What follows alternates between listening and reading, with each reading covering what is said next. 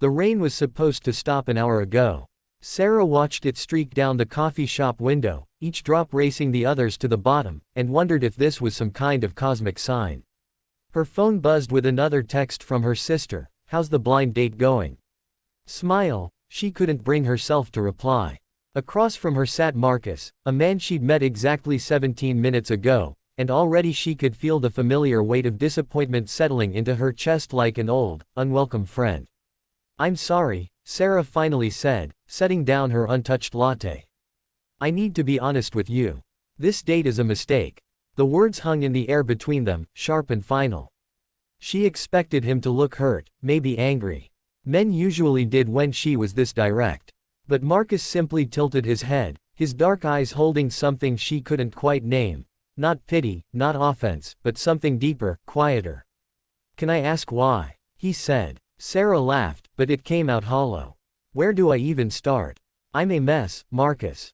I work 60 hours a week at a job I hate because my mom's medical bills aren't going to pay themselves.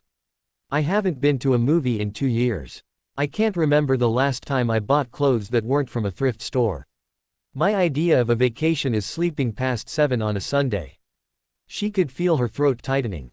"My best friend set this up because she's worried about me, but the truth is, I don't have room in my life for this. For you. For anyone." She waited for him to make his excuses and leave.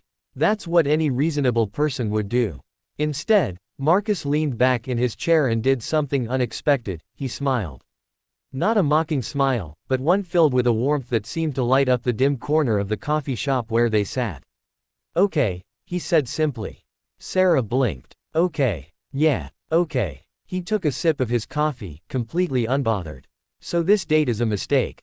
That's fine. But we're already here, the coffee's pretty good, and that rain isn't stopping anytime soon.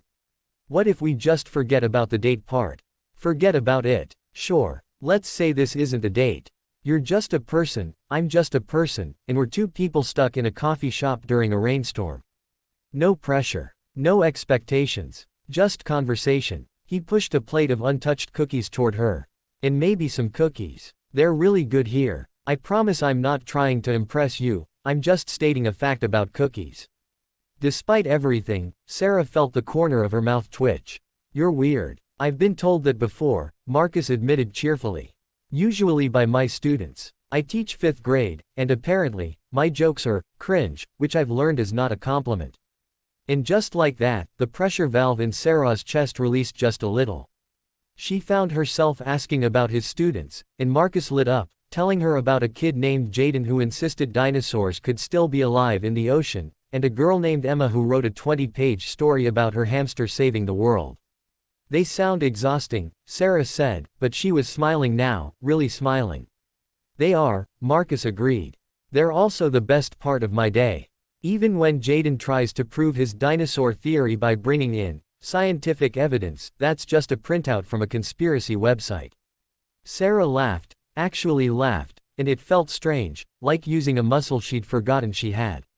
"Okay, I'll bite. Why teaching? Don't teachers make, no money?" "About that much, yeah," Marcus said with a grin. "My college roommate is a corporate lawyer now. He keeps offering to get me interviews. Says I'm wasting my potential. Why don't you take him up on it?" Marcus was quiet for a moment, his fingers tracing the rim of his cup. "My mom was a teacher. Single parent, raised me and my sister on a teacher's salary. There were times we ate cereal for dinner because that's what we could afford. I watched her grade papers at midnight, buy school supplies with her own money, stay late to tutor kids whose parents couldn't help them." He looked up, and Sarah saw something fierce in his eyes. "She died of cancer when I was 19. Near the end, she told me she'd never regretted a single day of teaching, even the hard ones. Maybe especially the hard ones. She said those kids needed someone to believe in them, and sometimes she was the only one who did." Sarah's chest tightened again, but this time it was different. "I'm sorry about your mom. Thanks. It was 10 years ago, but yeah. It still sucks sometimes." He smiled softly. "Anyway, that's why I teach. My roommate thinks I'm wasting my life, but I've had 3 different parents this year tell me I'm the reason their kid wants to come to school. So, different definitions of success, I guess." Sarah found herself telling him about her mother then, about the stroke that had left her partially paralyzed, about becoming a caregiver at 26 while trying to keep her marketing job that paid for everything. She told him about the guilt of feeling trapped, about loving her mother desperately while also mourning the life she'd planned. "I'm not even supposed to be here," she confessed. "My friend literally scheduled this date on my calendar and told me if I didn't show up, she'd come to my house and drag me out." "Sounds like a good friend," Marcus observed. "The best," Sarah admitted. "Which is why I felt terrible telling you this was a mistake. You seem really nice, Marcus. You deserve someone who can actually show up for a relationship, not someone who's just surviving." Marcus was quiet for a long moment. When he spoke, his voice was gentle but firm. "Can I tell you something? You don't have to agree with it, but I want you to hear it." Sarah nodded, her throat tight. "Taking care of your mom isn't just surviving. It's one of the most beautiful, selfless things a person can do. And yeah, it's hard, and yeah, it takes everything you have. But that doesn't make you a mess, Sarah. It makes you someone who shows up when it matters. Someone who loves hard enough to sacrifice." He leaned forward. "You told me this date was a mistake because you don't have room for anyone else. But maybe you've been making room for everyone else for so long that you forgot to save any space for yourself." The tears came suddenly, hot and unstoppable. Sarah tried to wipe them away, embarrassed, but they kept coming. Marcus handed her a napkin without a word, without judgment, and waited. "I'm so tired," Sarah whispered. "I know," Marcus said simply. They sat in silence while Sarah cried quietly into her napkin, and Marcus didn't try to fix it or make it better. He just sat with her in it, this stranger who somehow understood.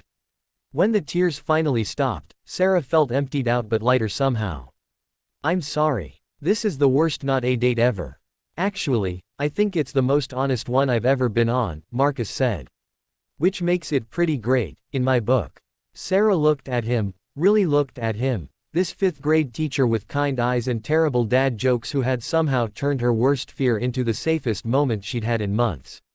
"What happens now?" she asked. Marcus smiled. "Well, the rain stopped about 10 minutes ago, so we're no longer trapped. But if you want, we could get dinner. Not a date," he added quickly. "Just two people who both know what it's like to choose the hard thing because it matters. No pressure. No expectations. Just company." Sarah thought about all the reasons she should say no. The dishes waiting at home, the laundry, the bills, her mother's evening medication schedule.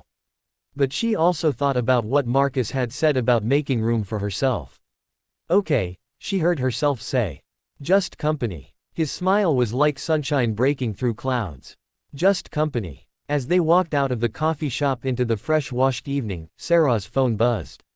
Her sister again. "Well," she typed back, "I told him it was a mistake. He told me I was brave. We're getting dinner." 3 dots appeared, then, "I knew it. Heart." Sarah smiled and slipped her phone into her pocket. Maybe this wasn't a mistake after all. Maybe it was just the beginning of learning that she deserved kindness too, even from herself.